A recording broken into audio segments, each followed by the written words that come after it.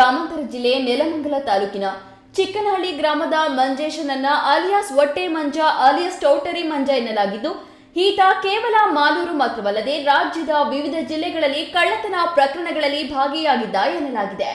ಸದ್ಯ ಆರೋಪಿಯಿಂದ ಬರೋಬ್ಬರಿ 17 ಲಕ್ಷ ರೂಪಾಯಿ ಮೌಲ್ಯದ 110 ಗ್ರಾಂ ತೂಕದ ವಿವಿಧ ರೀತಿಯ ಚಿನ್ನದ ಆಭರಣಗಳನ್ನು ಪೊಲೀಸರು ವಶಪಡಿಸಿಕೊಂಡಿದ್ದಾರೆ.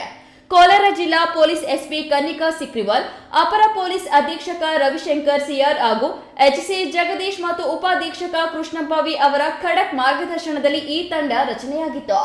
ಮಾಲೂರು ಪೊಲೀಸ್ ಠಾಣೆಯ ಇನ್ಸ್ಪೆಕ್ಟರ್ ರಾಮಪ್ಪ ಗುತ್ತೆ ನೇತೃತ್ವದಲ್ಲಿ PSI Shanthamma, probationary PSI Dileep Kumar, Kumari Pavitra ಹಾಗೂ ಎಎಸ್ಐಗಳಾದ ಮುನಿರಾಜು, ರಮೇಶ್ ಬಾಬು ಅವರನ್ನೊಳಗೊಂಡ ತಂಡ ಹಗಲಿರುಳು ಶ್ರಮಿಸಿದೆ. ಅಷ್ಟೇ ಅಲ್ಲದೆ ಹೆಡ್ ಕಾನ್ಸ್ಟೇಬಲ್ ಮೂರ್ತಿ, ಅಪರಾಧ ವಿಭಾಗದ ಸಿಬ್ಬಂದಿಯಾದ ಮುರಳಿ, ನಾಗರಾಜ್ ಪೂಜಾರ್, ಮೋಹನ್, ನಾಗಪ್ಪ ತಳವಾರ್ ಹಾಗೂ ಜೀಪ್ ಚಾಲಕರಾದ ಆಂಜನೇಯ ಮತ್ತು ಅಯ್ಯಪ್ಪರವರ ತಂಡ ಆರೋಪಿಯನ್ನ ಪತ್ತೆ ಹಚ್ಚಲು ಶ್ರಮಿಸಿರುತ್ತಾರೆ. ಕೇಶವ್, ಈ ನ್ಯೂಸ್ ಟಿವಿ, ಮಾಲೂರು.